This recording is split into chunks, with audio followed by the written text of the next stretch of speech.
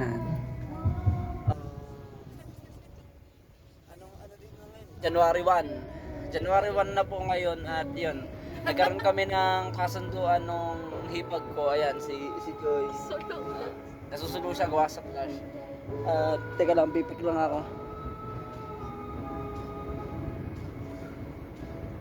Na may kasunduan. Ayan. Ayan. Meron kaming goal at pinagkasunduan. Para sa context kukunin ko yung akin. So ito, ayan, ginawa ko tong alkansa na to, ito yung akin. Ipunan ko to. May konti na siyang laman kasi sinimulan namin siya ng December. Tapos ngayon, ano na siya, ng January 1 na ngayon. Ngayon, bali ang plano namin na goal namin yung 1 year ipon na mag-iipon kami sa loob ng isang taon na dapat hindi namin siya gagalawin. At isa sa napagkasunduan namin na bubuksan namin itong ipon namin. Kailan natin bubuksan? Bubuksan namin yung ipon namin sa December 24. At ayun, isa rin sa mga napagkasunduan namin na kung sino sa amin yung magbukas nung ipon namin nang wala pa yung December 24, kahit December 21, 11:59 PM, hindi siya pasok. Basta kailangan December 24 namin bubuksan yung ipon namin.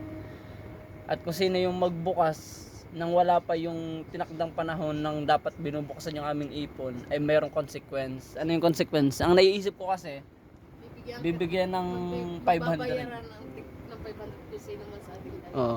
Kung sino yung natalo at hindi nakatupad, magbibigay siya ng 500 na galing doon sa ipon niya, na bubuksan niya. Bibigyan niya dapat ng 500 yung, siyempre, kung ako natalo, bibigyan ko si Jay ng 500. Kung siya natalo, bigyan niya ako 500.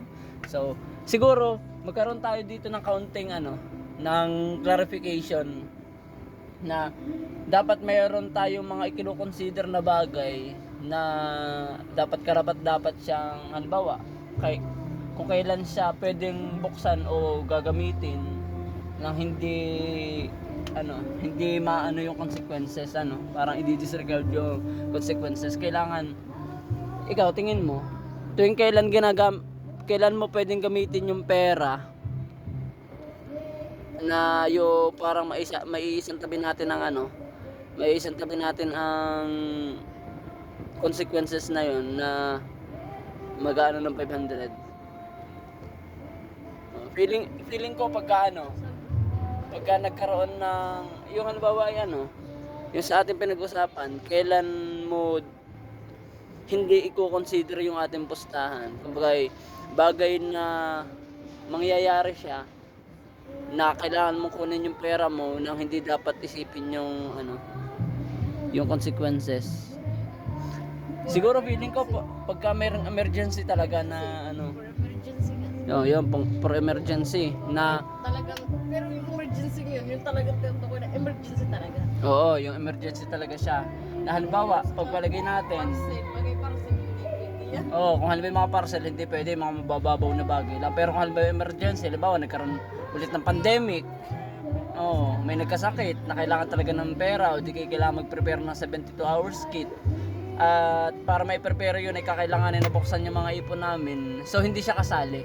Pero kung halimbawa sa mga mababaw lang na bagay na halimbawa ay pang-abono sa cellphone, anyway, naggagawa nga pala kami ng cellphone.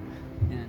Nang magagawa lang ng cellphone, kukuha lang ng parcel, mag-aano ng pyesa, o di kaya ay ibibigay na pambaon ni Tatsuki, hindi pa pwede yun. So yun, siguro ang next video na nito ay yung kung kailan namin bubuksan at kung makikintig magkano kami sa aming yearly ipon. So counting update lang sa aking ipon, siguro around magkano na kaya to, baka nasa 300 plus na yan. Kung sino yung mas maunti ang ipon, magbibigay sa mas malaki. Yoy, wala naman ng ganun. Daya, bagay naman aanuhan pa yung yung bibigyan pa yung mas malaki na nga yung ipon niya kumpara doon sa isa tapos bibigyan pa ng maliit ang ipon yung malaki. Dapat yung malaking ipon ang magbibigay doon sa may maliit. Para maging motivate ka na kailangan ko maging malaki ang ipon ko. Hindi, lugoy ako kasi Lugi ako kasi napasa ako ng college. So yun. Maalala ko nga pala, di ko pala alam kung may mic to. Oh? Mm.